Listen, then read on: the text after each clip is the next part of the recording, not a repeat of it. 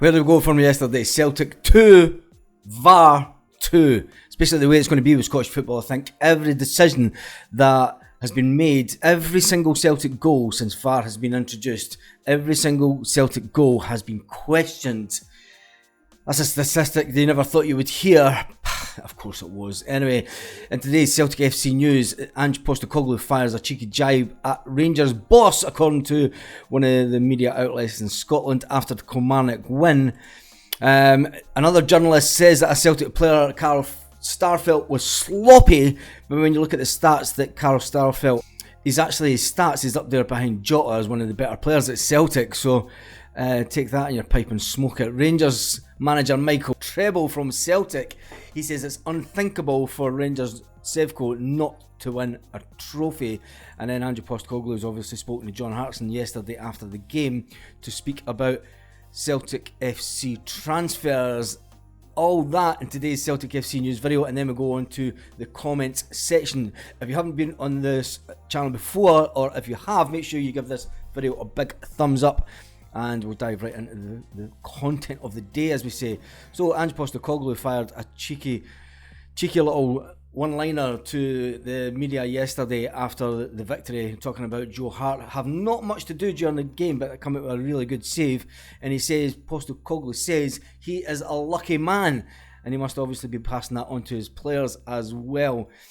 And it's just one of those things. Yesterday, the Celtic manager did go to credit Derek and his boys. They gave a right good game. And my bugbear about this, right, is why don't teams do that week in, week out? They had a real good goal Kilmarnock yesterday, and it made it more of a game.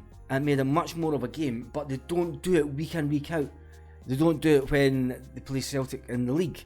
And why not? They sat back for 80 minutes, and it was absolutely fantastic that the big-headed brother had to have a hand in the first goal, or should we say a foot in the first goal.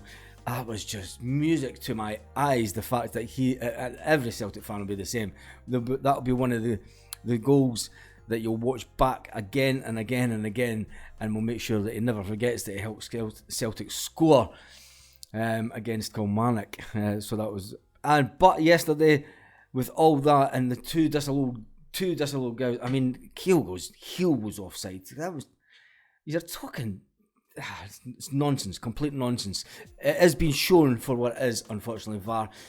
It's been said that Celtic should be complaining a bit more about it. People have actually said that we should bring in referees from outside Scotland.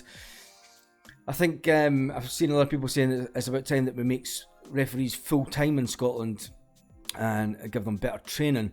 But as long as they're connected to the Masonic Lodge in Scotland, they will never, ever change, unfortunately. And Derek McInnes, two Huns together.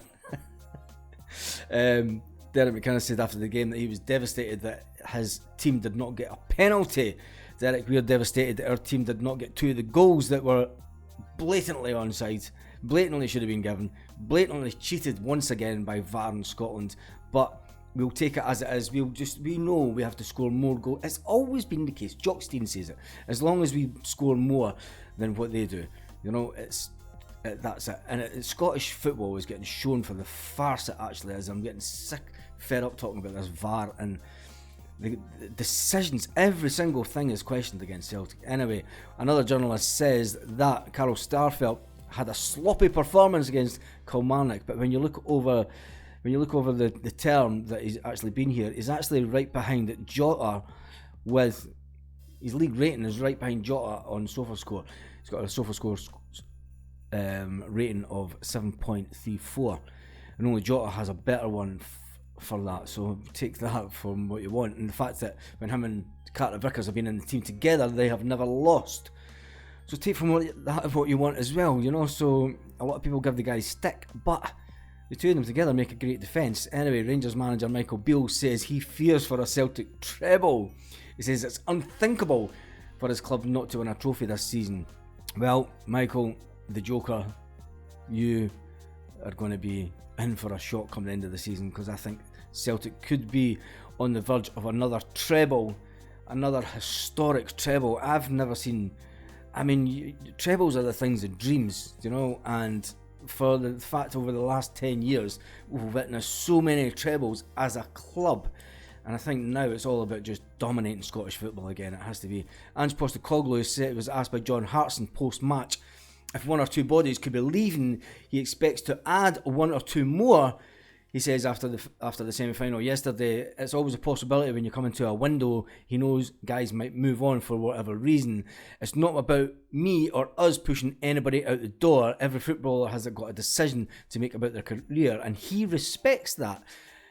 He's had an honest and good conversation with the two lads concerned, and that's obviously Juranovic and the Grumpy Greek, as I've nicknamed him. And he has said to both the lads, he says, if something comes to the table and one of the lads feels strongly about it, then we'll discuss it. Right now, I am more about bringing ones in than letting them go. So you can see that Ange wants to build a team. He knows that these players have created a lot of interest. The Grumpy Greek is obviously wanting to go for more money. But, you know, fair play to the manager, even with all the speculation, the two of them were in the squad yesterday, and the Grumpy Greek scored and made sure that we got through to another final at Hampden. So, another at Hampden in the Sunday we want, not that rain that we had yesterday. That was just horrendous, and I feel for all the guys that were at the game. Thanks again for the guys that sent me the link, the videos for me to post on that video this morning. If you haven't seen that, check it out at the end of the video. Anyway, we'll kick on to the comment section. Kevin Carrick says, at the end of the day, he didn't fancy coming to Celtic. That's one about the Cho Chu Chung, whatever his name is. He's in the past anyway. We move on. Next target. Chris Sutton doesn't hold back. He's brilliant to listen to. He said we have to beat Killie 2-0, bring on the final, and we did beat Killie 2-0. So well done to Kevin. I hope you put a bet on it that with the bookies. Kookaburra says my prediction is 0-0 after extra time. Nah, I think you were way out there. Scott Bain to come on the 119th minute to be a hero with a penalty shootout. Get your money on it. Jesus, it was a bit early for the drink yesterday, was it not? Colin Stewart says Sutty is brilliant for a guy who probably didn't know much about Scottish football before he came here, and then he realised what it means to play for Celtic. Paul Baird says Hill half pint 3187 says was here when you started. Loving seeing how your channel was growing. Celtic fans help each other out. Wow, you must have been here a long time then, because it was a long time ago that I started this channel and doing Celtic videos. So if you were here right at the beginning of Half Pint, you will know the story behind the channel and how it's really changed over the years. Groove Chapter goes on to say today's game is 4:30 AM in Australia. I think I'll grab some sleep before I wake at 4:15 alarm. Wow. That's it just shows you. I mean, I'm here watching it in Spain, and there was a good turnout at Paddy's Point yesterday. I know there was the Alicante Supporters Club. They have a really good turnout as well.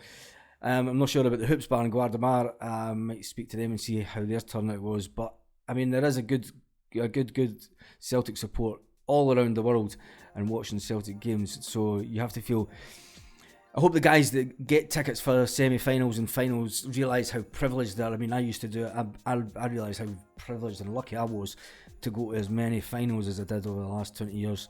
And it was just fantastic. And the fact that I've still got a lot of mates that still go to games, that's just brilliant to see them from afar, covering my Facebook with nothing but them going to games and on the buses. Mad with it. Anyway, Dim Sum says, lol, great show. Cup silverware time, Hill 551 says Sutton came from down south and seen it all for himself. Hugh Dallas and Son are still Masons of the Orange Order. They are that. Michael says 5-1. I think that was a bit of the mark. We should have been 4-0. And a lot of love for Chris Sutton yesterday. 3-1 the Hoops, said Gara. And Chile says if Chu didn't want to come to Celtic, let's move on. It's sad for me because I'm South Korean and a big Celtic fan. Wow, going yourself, lad, all the way from South Korea. And on that note, have a great Sunday. It is sunny here, so I've got a bit of work to do, and then I'm going to try and enjoy a bit of the sun today.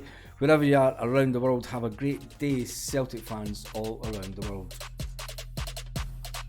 Lit. Roll up to the party, roll up to the party, roll up to